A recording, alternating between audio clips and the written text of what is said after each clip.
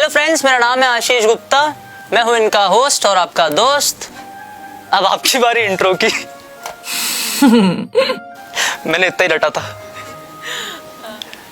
Hello everyone, मैं हूँ सुनैना और मैं हूँ इनकी दोस्त गेस्ट दोस्त और आप सबकी भी दोस्त। ओके आज हम बेसिकली यहाँ पर आए हैं। ये बहुत ही कैजुअल इंटरव्यू है और ऐसा नहीं होगा कि मैं आपको कुछ भी एक्सपेक्टेड चीजें इनसे पूछूंगा जो आप एक्सपेक्ट कर रहे हो, ऐसा कुछ। It's all about random life. She is also motivational speaker. Intro दो ना वाला।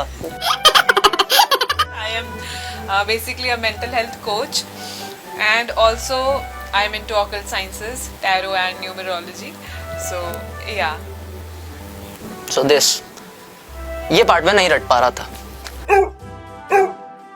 So starting from very beginning, आप मेरे को ये बताओ कि आप बॉर्न एंड ब्रॉट अप कहाँ, देन स्कूलिंग कहाँ, फिर कॉलेज का पूछूंगा। So I was born in Kanpur, brought up in Odisha, and now I am here. So I married to a person who was also in Odisha, but now both of us are living here.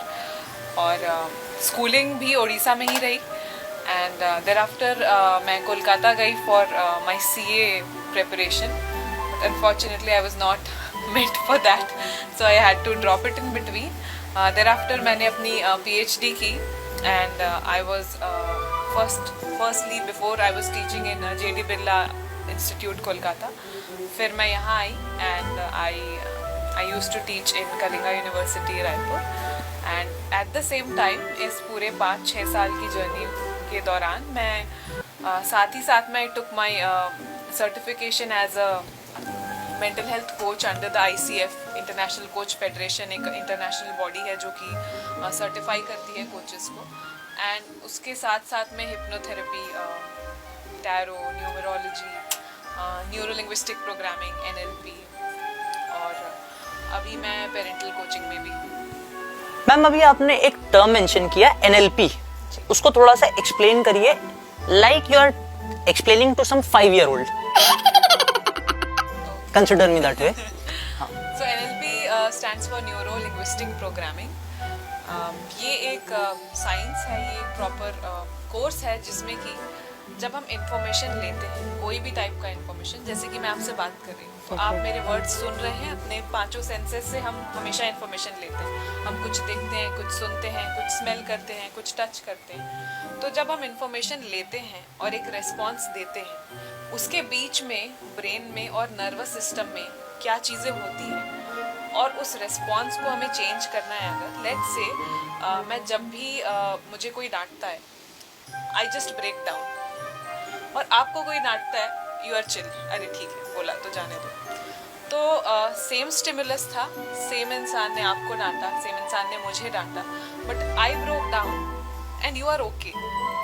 तो stimulus same है but response क्यों different है? तो बहुत सारी चीज़ें हमारे brain में और नर्वस सिस्टम में होती हैं, तो हम उसकी पढ़ाई करते हैं कि क्या होता है और कैसे उसको हम चेंज कर सकते हैं। लाइक अगर मुझे अपने इस हैबिट को चेंज करना है, मुझे काम रहना है, तो हम कुछ उसमें टेक्निक्स हैं, कई सारी टेक्निक्स हैं जिससे हम उन चीज़ों को रिवर्स कर सकते हैं। ओके लाइक अगर मुझे और काम रहना है या फिर किसी टाइप का ट्रॉमा है, तो उसमें भी नर्वस सिस्टम एक पर्टिकुलर पैटर्न फॉलो कर चुका है, उस पैटर्न को हम चेंज करने की कोशिश करते हैं। So that is NLP। Okay so अगर मैं इसको थोड़ा सा सोफिस्टिकेटेड और कॉम्प्लिकेटेड स्ट्रक्चर पे जाके अगर समझें और मैं इससे रिलेट करके कुछ क्वेश्चन पूछूं, तो जो हमारी सोसाइटी में जो बहुत सारे गांव हो गए, बहुत से ऐसे छोटे कस्बे इलाके हो गए जहाँ पे बच्चों का जो पूरा चाइल्डहुड होता है, वो उनकी जो जर्नी होती है काफी ट्रॉमेटाइजिंग होती है due to many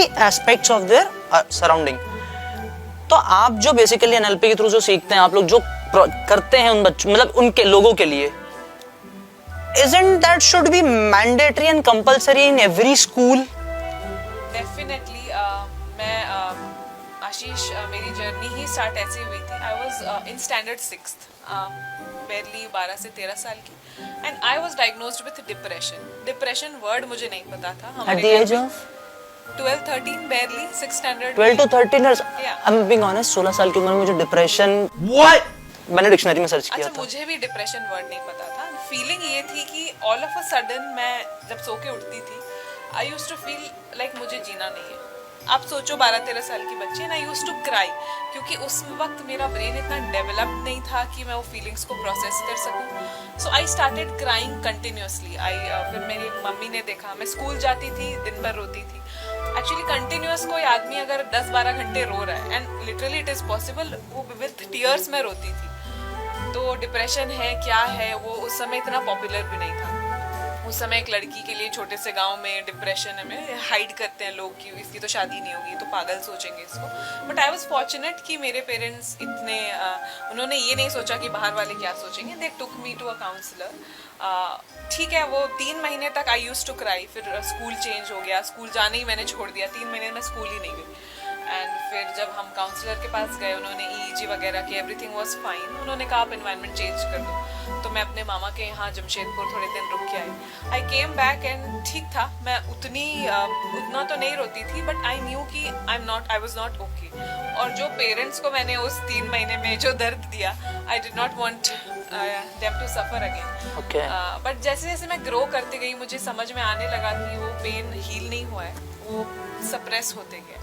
and at the age of 20-21 मुझे बहुत ज़्यादा एंग्जाइटी अटैक्स आते थे, और मैं अपने घर में बता नहीं पाती थी, क्योंकि वो मुझे याद है how much they had suffered. वहीं से ही मेरा एक टर्निंग पॉइंट था कि पढ़ाई तो जो हो रही है वो हो रही है, बट मैंने बुक्स पढ़ने चालू की इनिशियली।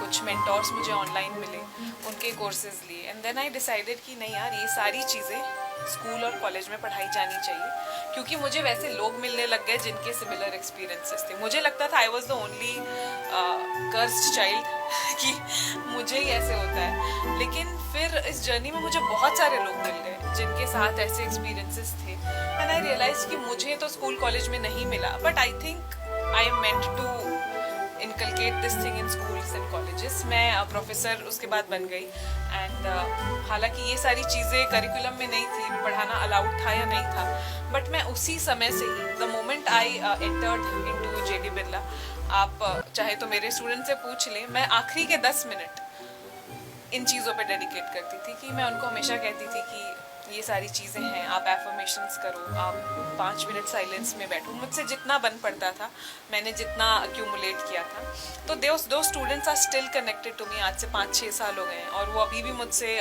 सेशंस लेते हैं। तो मैं सोचती थी कि अपने एंड से मैं इतना कर सकती हूँ, मैं करिकुलम तो नहीं बदल सकती। फिर कलिंगा आई, यहाँ पे भी आई थिंक अभी तो ये बहुत ही रिसेंट है, स्टूडेंट्स विल एग्री कि मैं उनको हमेशा एंड में कुछ ये सारी टेक्निक्स उनको देती थी। उसके बाद मुझे ये रियलाइज़ हुआ कि नहीं, I should do this full time. Now I am approaching every school. मैंने इतने स्कूल्स में, इतने कॉलेजेस में, ऑलमोस्ट छत्तीसगढ़ के सारे स्कूल्स एंड कॉलेजेस में प्रपोजल डाला हुआ है। आई डोंट नो रिस्पॉन्स कब आएगा भी कि नहीं। अगर नहीं आता है then I go in person. I don't know how much who is going to entertain me, but this is my mission। मैं हर स्कूल, हर कॉलेज में चाहती हूँ कि right at its very inception ये चीज़ें इंट्रोड्यूस हों, क्योंकि ज़रूरी है ये बाकी ये सब चीज़ें पढ़ना ज़रूरी है, जो हो गया ज्योग्राफी, हिस्ट्री, सारे साइंसेस, बट ये बहुत और भी ज़्यादा ज़रूरी है, राइट। ये हमारा गुरुकुल सिस्टम ऐसे ही था पहले, साइड बाय साइड अपने आप पे भी काम होता था और टेक्निकल बाहर की चीज़ें भी पढ़ाई जाती थी। सो आई वांट कि ये चीज़ें वापस आ जाए। ऑफ कोर्स उस वे में नहीं आ सकती, मॉडर्न वे में हमें थोड़ा सा और उसे करना पड़ता है, मतलब करना पड़ता है। मॉडर्नाइजेशन के नाम पे हम जो भी करते हैं वो मोस्टली वेस्टर्नाइजेशन को कॉपी करना हो जाता है। तो उसके लिए तो child psychology is so important, because one of my cousins lives outside India, और उसका कहना है कि वहाँ पे जो बच्चों को ट्रीट किया जाता है, बच्चों को लेके पेरेंट्स के जो रिस्पॉन्स है, नॉट बिहेवियर, द रिस्पॉन्स, क्योंकि ऑब्वियसली जब बच्चा किसी तरह की हरकत करता है, जैसे हम अपने बचपन में बदतमीजी, तो बहुत ही डिफरेंट होता है। और वहाँ पे बच्चों को अगर आप थोड़ा भी वायलेंटली ट्रीट कर लेते हो या आप एग्रेसिवनेस उनको दिखा देते हो, that leads a big impact in their entire childhood. अपन क्या सुबह पिटे शाम को भूल जाते हैं, ये हुआ हम लोगों का। और बॉयज, आपका कोई ब्रदर ऐसा है, कोई कजन, तो आपने डेफिनेटली देखा ही होगा। तो वो जो डिफरेंस है उसको इरेडिकेट क्यों करना जरूरी है, और वो पेरेंटल रिस्पॉन्स वैसा सही है या गलत है हमारे इंडियन बच्चों की सोसाइटी में, वो आपके प्रोफेशनल पर्सपेक्टिव से आप क्या बोलेंगे उस पर? आशीष, आपने बोला कि हम मतलब इंडियन सोसाइटी में, क्योंकि हाथ उठाना is a very common, Very common. Intention definitely parents का हमेशा होता है कि ये सुधर जाए। हाँ। आपने कहा कि हम सुबह मार खाए और शाम को भूल गए, ऐसा आपको लगता है? आप शाम को हो सकता है उस समय डेफिनेटली हम लोग तो भूल ही जाते थे। एन इम्पैक्ट जो आपको दूसरी तरीके से निकलता है। तो हमने जो पढ़ाई की है, मैं भी मार खाई हूँ, मेरे घर में भी हम लोगों ने भी, मैंने देखा है मार खाते हुए, एंड आई नो कि पेरेंट्स का बेस्ट इंटेंशन होता है, but as a parental coach expert, मारना, हाथ उठाना इज नॉट अलाउड, पीरियड। इसमें कोई इफ बट है ही नहीं। पेरेंट्स कहते हैं लेकिन, और हम कहते हैं यहाँ पे कोई लेकिन नहीं है, क्योंकि आप जब एक बच्चे को आप मारते हो, आप पेरेंट्स कहते हैं कि जब हम मारते हैं तभी ये सुधरता है। वो एक्चुअली सुधरता नहीं है, वो शट डाउन हो जाता है। उसके अंदर में वो, अगर उसे करना है और आपने उसे मार दिया, वो डर गया, वो डर बैठ गया उसके अंदर। अब जब वो बड़ा होगा ना, वो डर दूसरे तरीके से निकलेगा, आपको नहीं पता चलेगा, उसके दूसरे बिहेवियर में वो रिफ्लेक्ट होता है। तो वो सोल्यूशन नहीं है, वो एक शॉर्ट टर्म शटिंग डाउन है। आपको लगता है ये रिजल्ट है, ये रिजल्ट नहीं है, उसका इम्पैक्ट दूसरी जगह बहुत बुरा हो रहा है। So beating, hitting is a complete no, नहीं ना, clear no. To all the parents, newly made parents, about to be parents, सबके लिए मैसेज है, hitting is not an option. Answer नहीं। बहुत रेजिस्टेंस आता है पेरेंट्स से, नहीं हम मार, हाँ, लेकिन no, it's no, it's not, it's absolutely unacceptable. तो ठीक है, अपन सीधा पेरेंटिंग तक तो पहुंच गए, बट आपका एक पार्ट मेरे से मिस हो गया था, sorry. After completion of your school you went into the college, और एक कॉलेज लाइफ होती है, सबकी होती है। हाँ, तो हम कुछ बहुत स्मार्ट मूव करते हैं, कुछ बहुत मिस्टेक्स करते हैं। कॉलेज में एक बहुत ही कॉमन सी चीज होती है, रिलेशनशिप्स, है ना? No, extremely non discriminating any genders, सभी में कुछ ना कुछ किसी के दोस्त बनते हैं, रिलेशंस बनते हैं, some are boyfriend girlfriend boyfriends, everything ना। अब तो कोर्ट ने अलाउ कर दी, अब तो सब। तो इस कंडीशन में आप भी कॉलेज में गए, आप रहे, आपने माहौल देखा, सब। आपको उस पीरियड में एक रिलेशनशिप को कैसे स्टार्ट करना या हैंडल करना उस पीरियड में, then after you learn everything about relationship, और उसके बाद जो डिफरेंस था, वो डिफरेंस एक शॉर्ट में again explaining to a 5-year-old। I think बहुत ही कॉमन सी बात है कि रिलेशनशिप्स होते हैं, आप सीखते हो।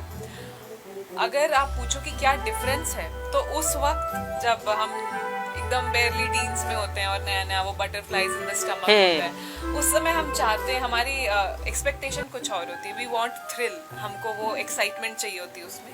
अभी after so many years we want stability, हमको अभी समझ आया है, और वो थ्रिल से धक्के खा खा के ही समझ में आया कि नहीं, this is not what I want in the long run. और एक और बहुत इंपॉर्टेंट चीज़ है आशीष, उस वक्त मैंने अपने ऊपर काम करना स्टार्ट नहीं किया था, मुझे सेल्फ अवेयरनेस नहीं थी कि ये मेरी इनसिक्योरिटी है, यहाँ पे ये मेरी प्रॉब्लम है, सामने वाले की नहीं है। तो अगर सामने वाला वो अटेंशन मुझे नहीं दे रहा है जो कि मैं एक्सपेक्ट कर रही हूँ, sometimes it's the other person, but most of the times वो इनसिक्योरिटी मेरे अंदर ही होती है कि I need approval from other people. तो वहाँ पे भी अब मैं जब रेट्रोस्पेक्ट इफेक्ट में देखती हूँ, तो मुझे समझ आता है कि इट वॉज मेरी ही एक बचपना थी, मुझे ये चीज़ अपने बारे में पता नहीं थी कि मेरी इनसिक्योरिटी क्या है। अब जब वो चीज़ें होती है तो आई एटलीस्ट नो कि it's me, it's not him, and यहाँ पे काम करना है, वहाँ पे काम नहीं करना है। तो वो जो एक ब्लेम गेम होता है, इसने मुझे धोखा दे दिया, या इतना हम डिप्रेस हो जाते हैं अगर एक रिलेशनशिप वर्क नहीं करता है कि सुसाइड कर लेते हैं। तो वो एक नॉलेज आ गया है, वो एक समझ आ गई है। दुख हमेशा सबको होता है, रिलेशनशिप टूट रहा है या नहीं काम कर रहा है, बट एक समझ होती है कि इट्स कहाँ पे काम करना है, तो वो चेंज हो गया है। This whole journey in one word is called maturity. Maturing through the period, like a Kerry-wala mango to a expensive Alfonso. Getting the point? अब और आगे चलते हैं। तो ये तो हो गया आपका कॉलेज और रिलेशनशिप्स को भी अब आपने बहुत अच्छे से एक्सप्लेन किया। Now everybody must be curious. Some incidences in your life that made you rethink कि why I did this, या why am I doing this, या why am I supposed to do this। जैसे कभी कभी being honest, Monday morning उठ के मुझे लगता है कि If I call my boss, is it okay? If I take a leave, is it okay? Then I realize no, there are responsibilities and I get motivated. So ऐसे moments आते होंगे आपके भी लाइफ में जब आपको लगता होगा कि यार अब नहीं हो रहा यार, अब हो गया बहुत, संन्यास ले लेती है. हमेशा ही से मुझे मेरी मम्मी कहती यू आर माई मदर, क्योंकि वो मैं हमेशा से ही आई बिन दैट दादी माँ ऑफ द हाउस. यार इसको बहुत ज़्यादा ही अपने एज से ज़्यादा एक मेचोरिटी हमेशा से ही रही है. मेचोरिटी के साथ साथ ये भी क्वेश्चनिंग नेचर बहुत ज़्यादा रहा है. तो आई क्वेश्चन लिटरली एवरीथिंग. क्यों मुझे ये रूटीन क्यों है, क्यों मुझे ऐसे करना है, क्यों मैं अपने हिसाब से नहीं कर सकती. तो डेफिनेटली आता है. और बहुत सारे डिसीजन ले भी लिए भेड़ चाल में चल के. 12th के बाद सब कॉमर्स ले रहे तो मैंने भी कॉमर्स ले लिया, सब ने सीए किया तो मैं भी सीए कर ली. बट तब तक वो मेचोरिटी ही नहीं थी कि मुझे ये करना है.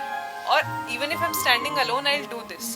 तो मेरे अगर आप देखोगे इस पूरे सर्कल में I am the only one जो कि ये बहुत ही अनकन्वेंशनल फील्ड है मेंटल हेल्थ. और ये सारी फील्ड एक टाउन में अभी तो पॉपुलर हो गया है. जब मैंने स्टार्ट किया था पीपल वर लाइक ये क्या है, तुम ये करो जो कर रही हो, इसमें दिमाग मत लगाओ. अभी भी लोग ऐसे कहते हैं कि तुम चुपचाप से go to a college, teach commerce and come back. Like I am not going to do that. So वो होता है, बहुत डिसीजन गलत लिए हैं. बट एटलीस्ट आई थिंक वो करेज होना चाहिए कि आप अपनी इनर कॉलिंग को सुनो. And even if it takes कि आप अकेले खड़े हो, आप वो खड़े होके करो. सो आई थिंक वो ज़रूरी है. गलती करना is not a big deal, but उससे सीख के आप आगे बढ़ना is important. Only listen to your heart when you have a strong will, क्योंकि उस चीज को कंसिस्टेंटली करना इंपॉर्टेंट होता है. फिर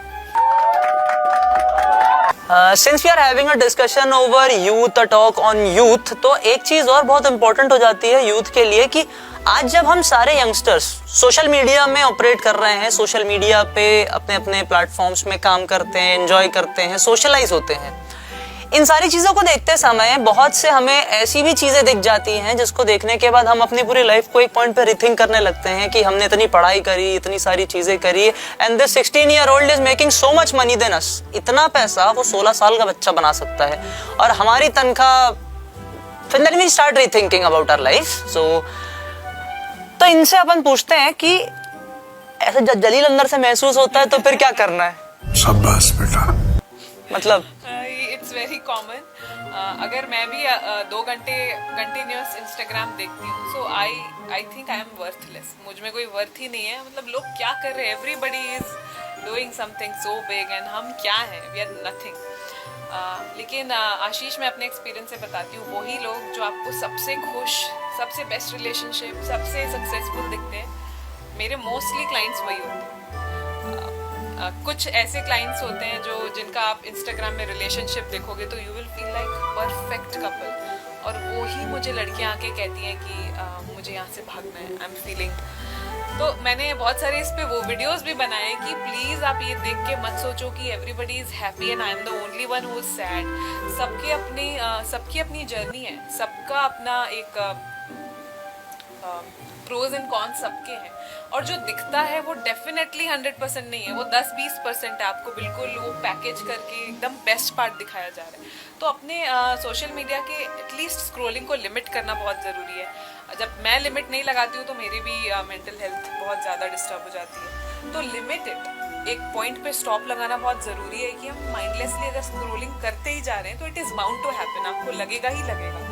आप सोशल मीडिया बंद नहीं कर सकते, लेकिन आप यहाँ कंट्रोल कर सकते हो. यू शुड नो कि मैं क्या देख रहा हूँ और कितना देख रहा हूँ. 6-6 घंटा 4-4 घंटा ऐसा स्क्रीन रील, बच्चों 24 घंटे होता है जीवन में. अच्छा, हमको सिखा रिया है. तो जैसा कि आपने बताया कि हाँ, रिलेशनशिप्स में लोग कुछ और प्रेजेंट करते हैं ऑन स्क्रीन, अपने सोशल मीडिया के थ्रू कुछ और शो करते हैं, पर्सनल लाइफ में उनके काफ़ी सारे प्रॉब्लम्स होते हैं. ये तो मेरे भी बहुत सारे फ्रेंड्स हैं और एक्सपीरियंसेस रहे हैं.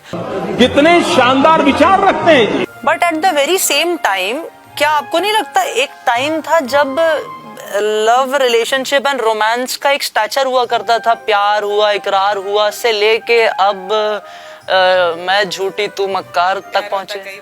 हाँ, मतलब वो जो ये तो जर्नी हुई है, इस पूरे के पूरे एंटरटेनमेंट स्ट्रक्चर ने इंडियन सोसाइटी के यूथ में प्यार की सोच और विचारधारा और भावना और एवरीथिंग को लेकर जो किया है, क्या वो सही किया है, या जो हमें उससे, क्या हमें बॉलीवुड से हमें प्यार को देखते हुए इन्फ्लुएंस होना चाहिए?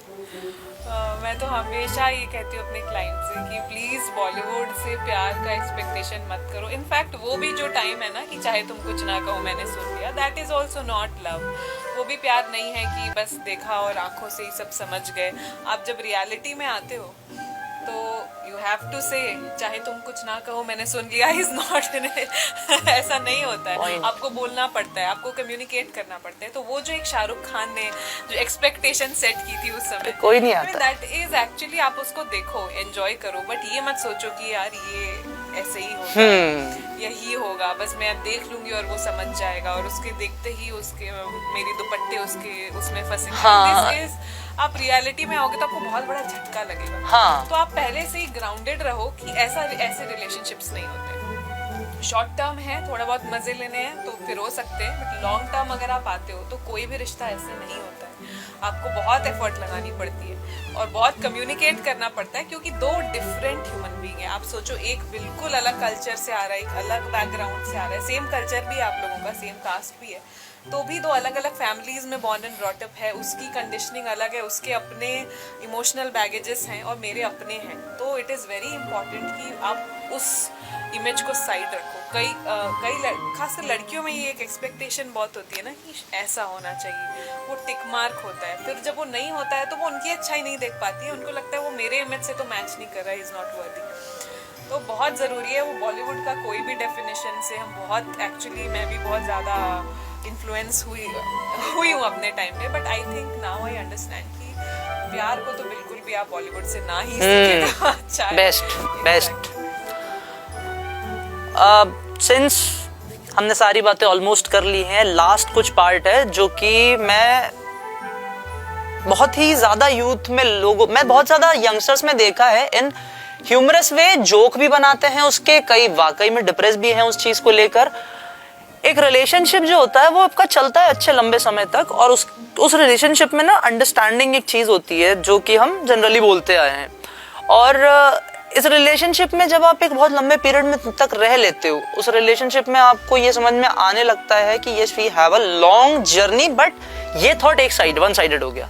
अब किसी भी साइड से अगर सडनली ये एक अंडरस्टैंडिंग या फिर एक थॉट क्रिएट होने लगे कि अभी तक हमने क्या पाया और आगे हम पा पाएंगे, कुछ हमें मिलेगा, हम कुछ अचीव कर पाएंगे कि नहीं, इस रिएक्शन को अपने अंदर लेते हुए जो रिलेशंस में झगड़े होते हैं कि then boy start to saying in this way कि ये लड़की she is a gold digger, इसको कुछ नहीं मिला, तो ये mostly boy start demeaning the female, ये होता है। और फीमेल्स के पास लेजिट रीजन होता है कि you have a matured age, अब तुम्हारी सोसाइटी में एक एज हो गई है, तुम्हें इतना इतना कुछ कर लेना चाहिए था, you are unable to do that, so it is our common sense and duty to find a better pathway. इस समय लड़कियों को जज किया जाता है, जो हमेशा होता है। तो इस कंडीशन में कपल्स को जो रिलेशनशिप में है और जिनकी जर्नी लंबी है लेकिन अभी तक उन्होंने बहुत कुछ नहीं किया है, लेकिन आगे पोटेंशियल है because they are together, they can achieve a lot of things. तो इसके लिए आप क्या बोलोगे सब उन यूथ को जो इस समय उस रिलेशनशिप में है and they are looking forward to whether make it or break it? तो ये आशीष, होता ही है ना कि हमको पहले खुद ही नहीं पता, जब हम आते हैं तो हम इतने इमेच्योर स्टेट से आते हैं कि हमें खुद भी नहीं पता होता है कि what do we want in a relationship. पहले बात तो हमें अपने ही बारे में सेल्फ अवेयरनेस ही नहीं है कि मैं किस टाइप की इंसान हूँ और मैं किस टाइप के इंसान के साथ मेरी कंपैटिबिलिटी बन पाएगी।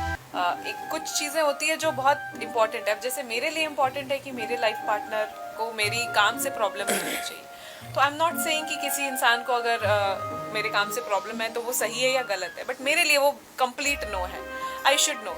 अब मैं आ गई वो बटरफ्लाइज और उसमें, और हमने सब घूम फिर ली, अब बाद में जब उसने अपना ये रखा अपना ओपिनियन, देन वहाँ पे हमारा प्रॉब्लम आ गई। जो अपने गोल्ड डिगर वाली बात की, लड़कियों को भी मैं यही कहूँगी कि एटलीस्ट कम्युनिकेशन, कुछ मेजर चीज़ें होती है जैसे आपको लाइफ में क्या चाहिए, क्या आपके गोल्स हैं, शादी को लेके आपका क्या पर्सपेक्टिव है, बच्चों को लेके आजकल you know plant parent, dog parent, ये भी है कि whether or not you want to have a baby.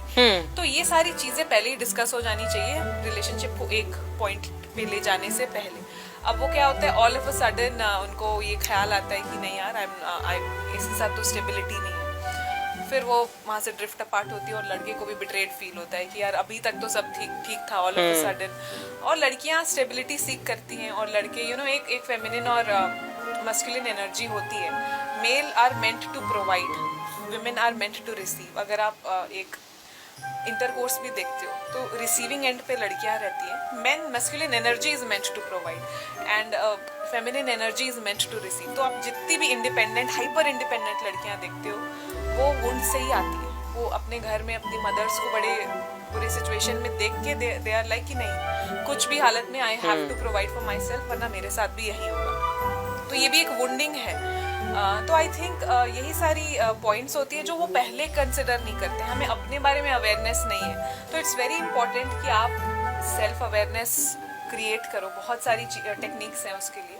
तो जब आप खुद ही शुरू से क्लियर रहोगे तो आपको ये दिक्कत नहीं आएगा कि ऑल ऑफ अ सडन आपने बिट्रे कर दिया या एकदम से बोल दिया कि मुझे बेटर मतलब स्टेबल लड़के के साथ जाना है। एंजॉय तो घूमा फिरा दूसरे के साथ, अब शादी दूसरे से करनी है, ये बहुत कॉमन है, मैंने देखा है। And men do feel betrayed और इसमें कुछ गलत भी नहीं उनको obviously हो। हाँ। तो लड़कों को भी ये समझना जरूरी है कि आप जो देख रहे हो, आप जो जिसे हम एक डिल्यूजन में रहते हैं जब हम टीनेज रिलेशनशिप में रहते हैं कि नहीं यार ये तो हम चला लेंगे सूखी रोटी भाई। हाँ, ये तो this is not true, right? Exactly. Core में सब सेल्फिश होते हैं, सब अपने लिए। लड़का भी सेल्फिश है, लड़की भी सेल्फिश है। आप कैसे उस चीज को कितना बैलेंस कर सकते हो, दैट इज द पॉइंट। तो आप भी ये सोच के रखो कि I have to be career wise successful, और लड़की को भी आई थिंक ये सोचना है, ये चीज समझनी पड़ेगी कि आप अपने कम्युनिकेशंस क्लियर रखो। और अगर आप फिर इक्वालिटी की बात करते हो तो ये most important part, most important, right? Exactly. आपको जब अपना हक चाहिए then you are fighting, but when it comes to stability तब आपकी कहाँ गई वो इक्वालिटी? तब आपने तो ये नहीं बोला कि I will provide for myself, you do whatever you want to do. तो ये सेल्फ अवेयरनेस की कमी है, वुंडिंग से आता है अगर कोई चीज़ तो वो प्रॉब्लम है। सो आई थिंक उसीलिए मेंटल हेल्थ हर फील्ड में हर जगह पे बहुत इंपॉर्टेंट है। सेल्फ अवेयरनेस इंपॉर्टेंट है, खुद को समझना इंपॉर्टेंट है, तभी आप सामने वाले को समझ सकते हो। सो ये क्वालिटी बोथ वेज होनी ज़रूरी है ना, हर जगह में होनी चाहिए। अगर आप बोलते हो कि मैं बाहर जाऊंगी और मैं करूंगी and I will not do the house hold chores, तो फिर आपको दूसरी चीज़ के लिए भी प्रिपेयर करना पड़ेगा ना। आप ये नहीं बोल सकते कि मैं ये भी करूंगी और तुम भी प्रोवाइड करो, मैं तुम्हारे ही पैसे से करूंगी लेकिन मुझे भी ये चाहिए। तो वो डिवीजन हमेशा होना चाहिए, इक्वालिटी दोनों तरीके से होनी चाहिए, मेरा ये मानना है। Equality and balanced understanding are the key to successful relationship in youth. Am I right? Close to right? To each his own, I think. लेकिन मैं ये भी नहीं बोलूँगी कि ये दो मतलब फंडे हैं जो सब के लिए काम करेंगे। सबके लिए अलग अलग काम करता है। किसी को जॉब करना है, लाइफ टाइम जॉब करे, किसी को घर बैठना है, घर बैठे, no judgements. Clarity is important, Clarity of mind is important and communication. पहले से बता के रखो कि this is how I am. So in the and Sunaina ma'am से हम इसी के साथ टाटा बाय बाय करेंगे क्योंकि हमारे शो का समय खत्म हो गया है और अब यहाँ से लगेगा कट। मैम, आपका conclusive goodbye message to the viewers.